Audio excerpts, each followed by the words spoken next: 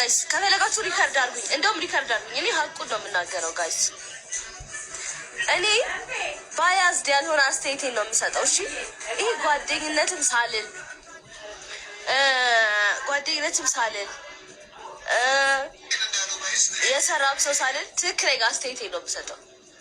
ለማን ይገባል ይሄ አዋርድ? ከሁለቱ ለማን ይገባል ነው አይደል የምትሉት? ለባምቢ ነው። ያማችኋል እንዴ? ለኔ ነው ይሄ አዋርድ የሚገባው። ታጭበርብሯል። የኔ ቮት ነበረ። እኔ እየመራው ነበረ። ምንድነው የተፈጠረው? ከሆነ በኋላ እኔ መጀመሪያ እኮ የኔ ነበረ እኮ የኔ አልነበር እንዴ? መጀመሪያ እየመራ የነበረው እኮ ቮት እንዴ? እኔ እኮ አጭበርብረውኛል እኮ። በዚህ ዓመት ክሬተር ቢባል እንደኔ ክሬት ያደረገ ማን ነው? እርዳታ ቢባል ለጋስነት እንደኔ ለገሰ ማን ነው? ልግስ አይደል ያረኩት እንዴ? ደግነት ቢባል የደግነት ጥግ ኢትዮጵያውያን ያዩት በኔ አይደል እንዴ?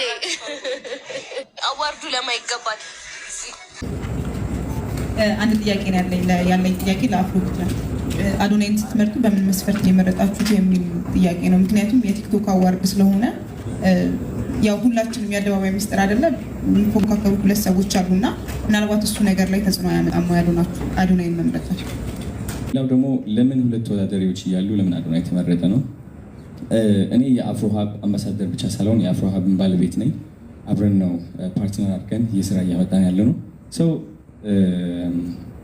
አይ ቲንክ መልሴ ነው፣ አጭር ነው ብዬ አስባለሁኝ። እናም ሌላው ጥያቄ ነበረ መሰለኝ የስግጥፍ ኒውስ ቱር በጣም ሲምፕል ነው። ኮንፊደንስ ነው፣ በራስ መተማመን ነው፣ ክሪኤቲቪቲ ነው፣ ኢንተርናሽናል ደረጃ ማሰብን ነው። ቬሪ ሲምፕል። አዲስ አበባ የተለያዩ ከተሞች እመጣለሁ፣ ቀውጤ እናደርገዋለን። በእርግጠኝነት እቺ አገር እነዚህ ወጣቶች ኢንተርናሽናል ይሆናሉ፣ በአፍሪካ ደረጃ ይታወቃሉ። በዘፋኝ ብትሉ በኤኒ ሙቪ በክሪኤቲቪቲ ደረጃ እኛ በደንብ እዚህ ፈምሰው አፍሪካ ውስጥ ታውቀው እኛን አስጠርተው ኢንተርናሽናል ሄደው እንዲወዳደሩና እንዲያስጠሩ ነው የምፈልገው። ይሄ ደግሞ በጣም ሲምፕል ነው ብዬ አስባለሁ። ያ አዶናይ እየተባልክ ደንቆሮ ከነ ቤተሰቦች አኖሌ የውሸት ነው ብለህ ተናገር እስቲ ብላችሁ ጠይቁት። መልሱ ምንድነው መሰል የሚል ይሄ እኛን አይመለከትም የድሮ አባቶች ችግር ነው ይላል።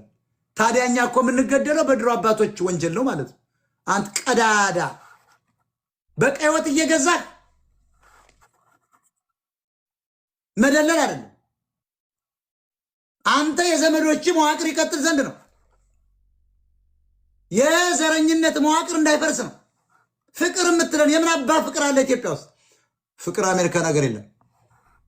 ትራምፕ እኮ የአሜሪካ ፕሬዚዳንት አሜሪካ ውስጥ ፍቅር አለ አይልም። በፍጹም የለማ። there is no love in America all over the world, even in Ethiopia. No, there is no love in Ethiopia.